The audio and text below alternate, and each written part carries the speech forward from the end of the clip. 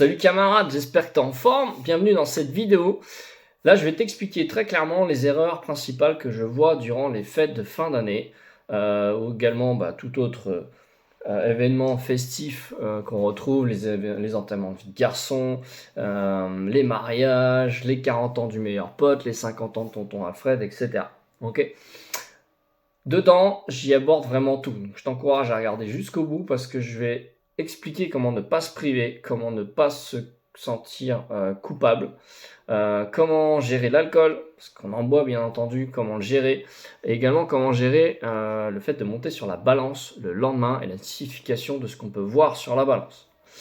Donc reste jusqu'au bout parce que je pense que la dernière erreur et la dernière proposition de solution que je fais va te surprendre. Pour un peu de contexte, dans le cadre de mon programme de remise en forme pour les papas, j'ai organisé un coaching de groupe spécialement pour préparer les membres de mon accompagnement à passer les fêtes de la meilleure manière. L'objectif, c'était quoi ? Kiffer ses fêtes, sans venir vraiment se frustrer, les kiffer en famille, avec les amis, et surtout sans tout casser.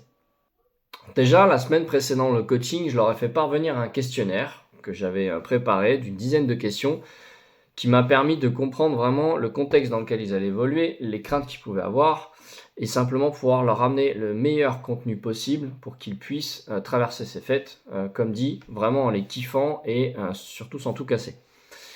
Les questions, je vais te les résumer, notamment les réponses qui sont ressorties pour que tu comprennes un petit peu le contexte du truc. La première question, c'était quoi leur crainte, en fait, à l'approche des fêtes. Là, ce qu'on est ressorti principalement, c'est la peur de déconner, c'est la peur de culpabiliser et c'est surtout la peur de ne pas profiter. Deuxième question, c'était le nombre de repas qu'ils pouvaient avoir durant les périodes de fête. Donc là, il en est ressorti entre 2, 4 repas pour certains, le 24, le 25, le 31, tout simplement. Et après, tu avais, donc bienvenue ça en Alsace, des personnes qui avaient 5, voire 10, jusqu'à 10 repas prévus entre les fêtes, parce qu'on fait la tournée un petit peu de toute la famille, des amis, etc. Et donc, les repas se multiplient. Troisième question, c'était est-ce que tu arrives à dire non ? Est-ce que tu sais dire non quand on te propose des choses ? Et là, 50% de retour, c'était non, je ne sais pas le faire. C'est dur. Certains ont même répondu oui, maintenant j'y arrive. Et ça, c'est parce que je suis dans le programme. Il y a aussi cet aspect-là, le fait d'évoluer et d'apprendre effectivement à s'affirmer et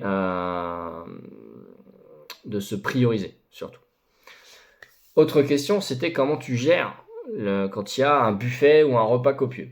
Et là, clairement, ce qui leur sort, c'est la gourmandise, la tentation, l'envie de goûter à tout, nos limites également.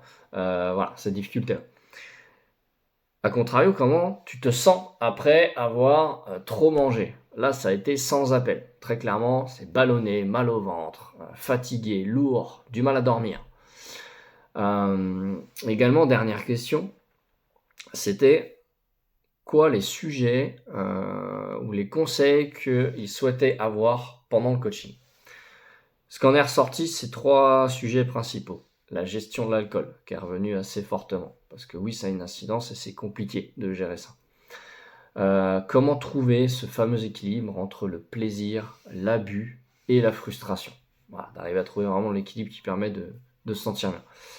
Et le troisième sujet, c'était la balance. La gestion de la balance. Quand je me pèse, qu'est-ce que ça donne ? Est-ce que je dois me peser ? Quand est-ce que je dois me peser, etc. Ça c'est 3 principaux sujets. Donc j'ai construit le coaching autour de ça. Maintenant, je vais rentrer effectivement dans le vif du sujet. On va aborder les 7 erreurs que j'ai mis en évidence et identifiées et les solutions associées.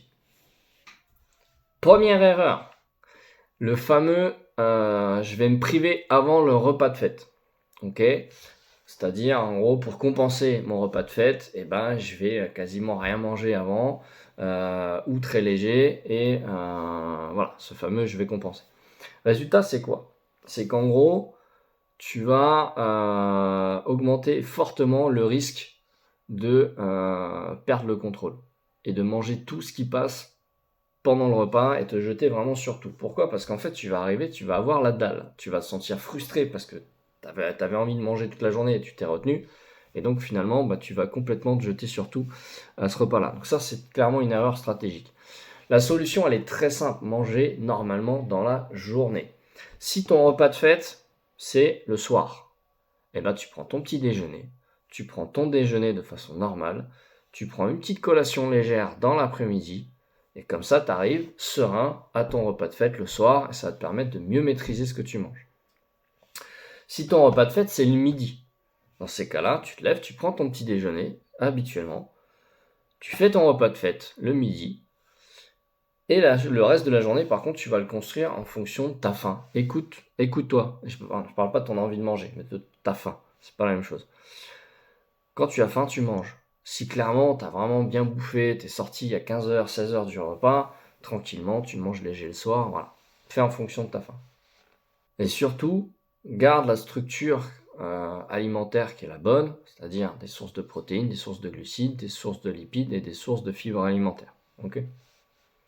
Deuxième erreur que je vois régulièrement, la mentalité tout ou rien. Ça veut dire quoi? Ça veut dire que quand tu arrives dans les périodes festives, où tu vas enchaîner peut-être plusieurs repas festifs, très souvent, je vais entendre le fameux de toute façon, je vais enchaîner les repas où je maîtrise pas grand-chose, autant tout lâcher et je verrai plus tard, je verrai en janvier. Ok, là, en gros, tu te mets dans une position de subir les choses. Tu abandonnes ta responsabilité de contrôler, en fait. Là-dessus, tu as un risque fort de culpabiliser, tu as un risque fort de te décevoir et en fait de te démotiver complètement et finalement de tout lâcher tout court. Là-dessus, fais simple, un repas de fête, c'est un repas parmi les 90 repas du mois. Donc, ça ne peut pas ruiner tous tes efforts. Profite du repas, tranquillement, normalement, et reprends le lendemain, normalement, ce que tu as mis en place pour ta nutrition. Quand tu as un enchaînement de repas, l'objectif pour toi quand tu sors de l'enchaînement de repas, c'est de pouvoir te dire très honnêtement en face, j'ai fait du mieux que j'ai pu. Ok ? Et ne sois pas trop dur avec toi dans le sens où si tu arrives dans un contexte où c'est pas toi qui fais à manger, c'est pas toi qui maîtrise, t'es pas chez toi, ne viens pas te mettre un stress sur quelque chose que tu ne maîtrises pas. Fais au mieux avec ce qu'on te donne et profite des moments conviviaux. Point barre. Troisième erreur, ne pas savoir communiquer avec son entourage ou justement ne pas savoir dire non. En gros, ça veut dire quoi? C'est de subir les remarques. Allez, tu reprendras un petit bout de bûche, tu reprends ça, si tu reprendras ça, etc. Et de se sentir, si je dis non, je vais me sentir obligé de justifier. Ça, c'est une erreur. En fait, c'est de céder à la pression sociale. Pour contrer ça, en fait, pose tes limites calmement. Non, merci, je suis calé. J'ai déjà bien profité. En fait, prépare des phrases à l'avance sur lesquelles tu seras à l'aise de pouvoir le dire. Mais ne rentre pas dans un mindset où tu vas dire je vais être obligé de me justifier si je dis non. Non. Les gens, en fait, respectent les gens qui assument leurs choix. Donc, assume tes choix, assume tes objectifs.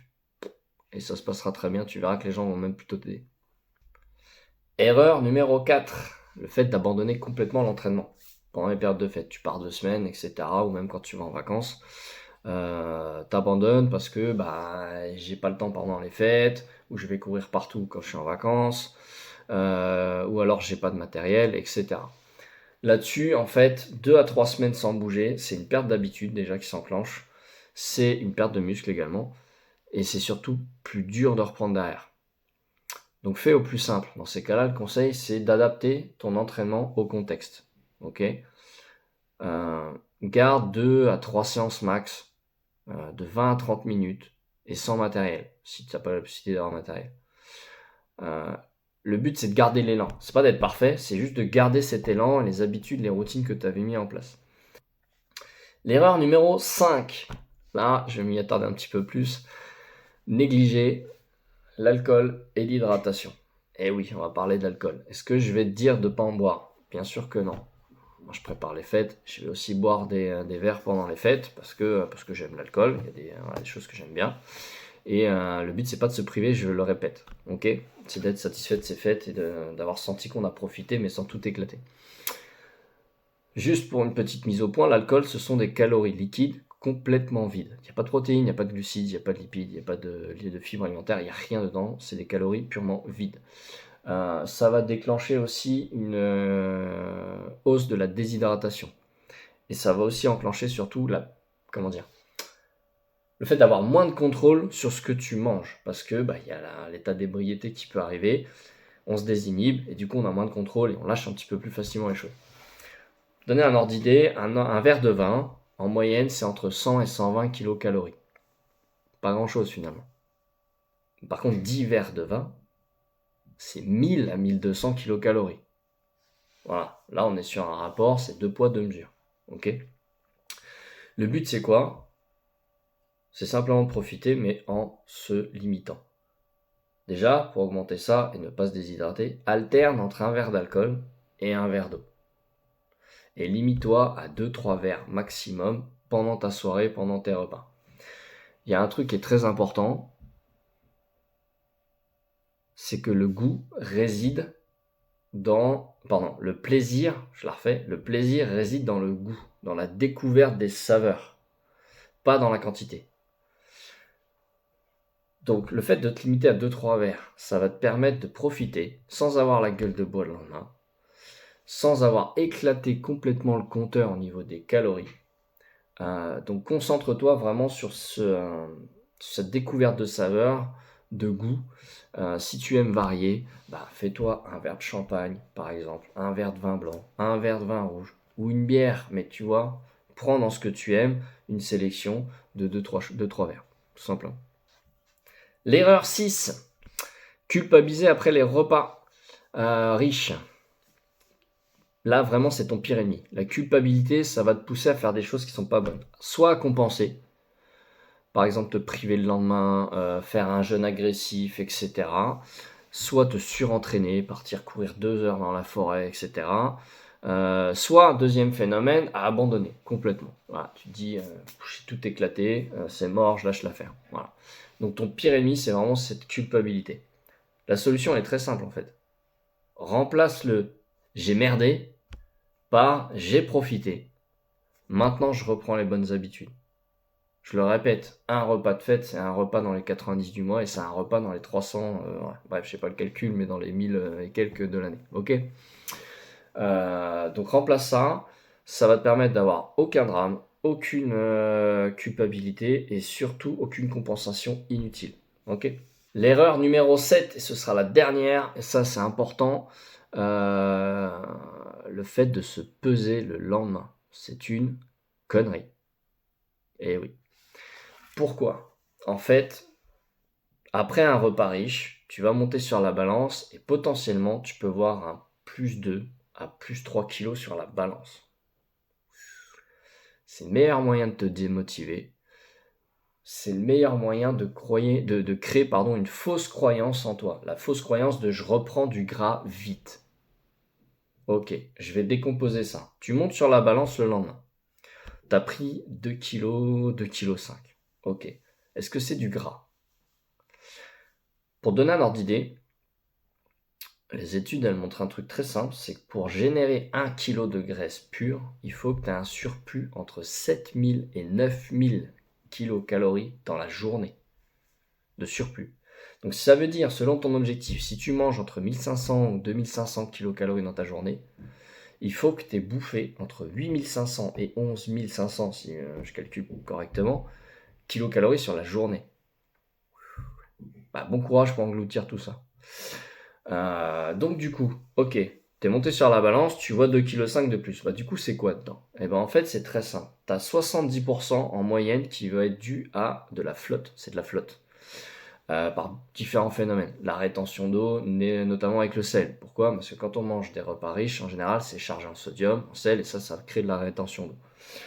Deuxième phénomène, ça va être le phénomène qui tourne autour du glycogène. En fait, quand tu manges beaucoup de glucides, ton corps il va reformer son stock de glycogène. Le stock de glycogène, c'est quoi? C'est le fait de stocker des glucides dans tes muscles et dans ton foie. Et en fait, pour 1 gramme de glycogène stocké, il embarque 3-4 grammes d'eau avec lui. Donc si tu as pris 400 à 600 grammes de glycogène, bah, il a embarqué 2 kg de flotte avec lui. Donc tu as beaucoup d'eau là-dedans. Ok. Donc rétention d'eau plus phénomène de glycogène, tu as autour de 70% de flotte sur ce que tu vois dans la balance. Ensuite, il va te rester entre 20 et 25% d'aliments en cours de digestion. Parce qu'un repas riche où tu as mangé beaucoup de choses, tu mets beaucoup de temps à digérer. Donc le lendemain matin, quand tu te pèses, bah, tu as encore des aliments en train de se faire digérer. Ok. Et du coup, ce qui va te rester, c'est entre 5 et 10% maximum de graisse. Donc ça veut dire que si tu as pris 2 kilos, tu vas avoir maximum 200 grammes de graisse. Tranquille. Donc, solution, ne te pèse pas le lendemain, laisse passer 4-5 jours après un repas riche ou plusieurs repas riches, en ayant repris des habitudes normales pour que simplement, phénomène naturel de nettoyage de ton corps, il élimine la flotte, t'es fini de digérer, etc. et que tu aies une vraie valeur de ce que tu as pris réellement en termes de poids, si tu as pris ou pas d'ailleurs, quand tu te pèseras. Conclusion de tout ça, j'ai aussi posé une question dans le questionnaire à mes membres, c'était pour eux, qu'est-ce que ce serait une réussite des fêtes? Là, ce qu'on est ressorti très clairement, c'est 3 choses. Ne pas avoir pris de poids, avoir profité sans tout casser, et également ne pas avoir abusé, sentir lourd, etc. Et culpabiliser, ok? Et la deuxième question, c'est qu'est-ce qu'ils voudraient ressentir le 1er janvier? Là, en gros, je te le résume en un mot. La fierté. Se sentir fier d'avoir passé des fêtes en ayant profité sans tout éclater. Donc, conclusion. Pour réussir tes fêtes, c'est très simple. Rappelle-toi de 3 choses. La première, c'est comment tu te sens après avoir complètement abusé, après un repas copieux. Deuxième chose, c'est rappelle-toi ce que tu veux, qui tu veux être et ce que tu veux ressentir après les repas de fête. C'est quoi tes objectifs du moment? Et troisième chose, rappelle-toi que le plaisir réside dans le goût et dans la découverte des saveurs, absolument pas dans la quantité et l'abus. Donc, profite des moments en famille, profite des moments avec tes amis, reconnecte-toi à tout ça, à tes valeurs, à tes objectifs. C'est important de se nourrir de ces moments conviviaux. Et surtout, reprends tes habitudes le lendemain, dès que tu peux, dès que tu rentres chez toi, pour rééquilibrer tout ça et reprendre les bonnes habitudes en termes de nutrition et d'entraînement.